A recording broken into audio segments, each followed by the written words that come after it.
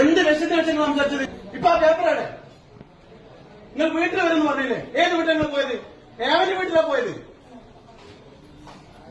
Madam, ഞങ്ങൾ ഇങ്ങോട്ട് സംസാരിക്കുന്നില്ല, കണ്ണിങ്ങോട്ട് സംസാരിക്കണം. വേറെ അങ്ങോട്ട് നോക്കി നിൽക്കാനല്ല.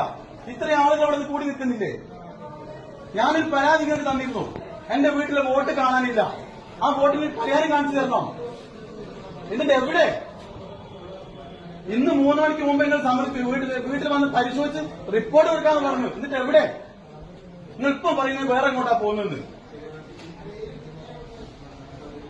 മനുഷ്യൻ എങ്ങനെ കളവ് പറയാൻ പറ്റില്ല? മനുഷ്യജന്മം അല്ലേ അത്? മനുഷ്യൻ മൃഗങ്ങളെ പോലും ഇത്രയും അറപ്പച്ച തീരുമാനം ചെയ്യൂല.